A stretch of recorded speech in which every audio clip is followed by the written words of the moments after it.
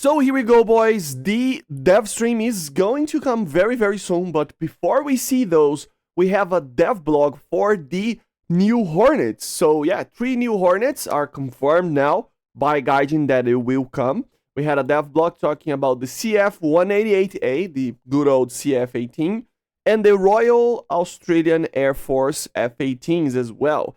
So all of them coming for the British Tech Tree, and we finally can have an idea on what they're planning with these. So just like we kind of knew from the trailer yesterday, the CF-188 is the premium that we had kind of confirmation with the leaks, right?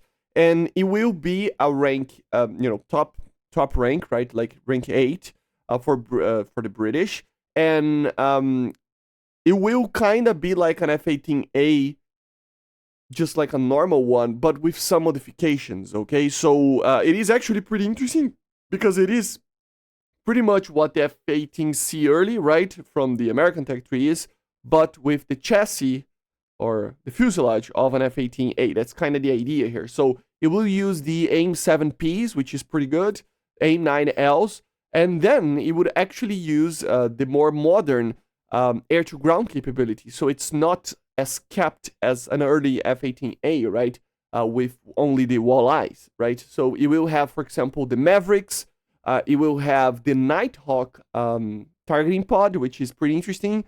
I mean, it is already in some vehicles, but only like 2 vehicles use this pod.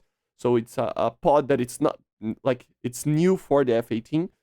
And also GBUs, stuff like that, right? So pretty interesting. And even a different rocket pod, the CRV-7, right? So it is a pretty interesting vehicle. I mean, it is going to be a copy-paste, of course, but at the end of the day, it has some little things here and there so that it's a little bit different. If you buy the pack, of course, it will include the vehicle, 3,000 Golden Eagles, 30 days of premium account, and then some pre-order bonus if you buy it before the actual patch, right? So the unique title Mad as a Hornet, the unique decal that you see on the screen right now, Hornet Stink, which is pretty interesting, and then another unique camouflage from the Royal Canadian Air Force commemorating the 50th anniversary of the Cougar Squadron, if I'm not mistaken. So pretty good, actually, pretty interesting camouflage there. So this will be the Canadian one, and then we will have the British one. So we don't have any pictures about the British ones. We shall see it probably on the dev stream very soon,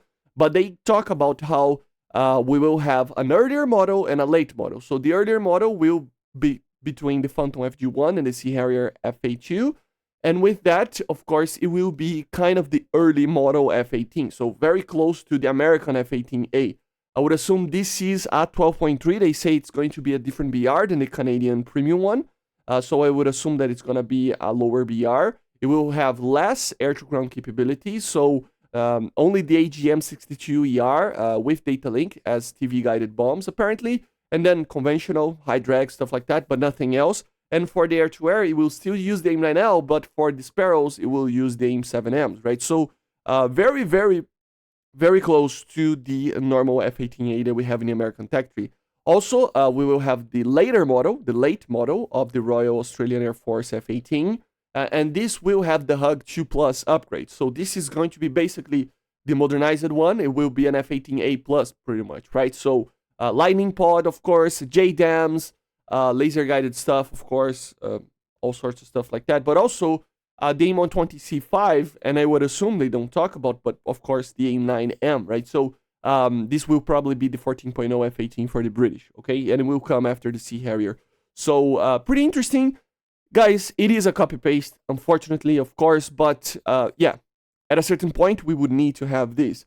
And if you really think about it, there is only one nation left that could actually take an F-18 that doesn't have it, and it's Italy. Yes, Italy, since they already have some of those, they can have Spanish vehicles, right? So we might actually see a premium F-18 or something like that in the far future, maybe being added for Italy as well. But yeah, finally we have the preparation for the Super Hornet done, I think, in my opinion, because, of course, the Australians are going to be probably the only nation after the US that can actually use the Super Hornet in the game.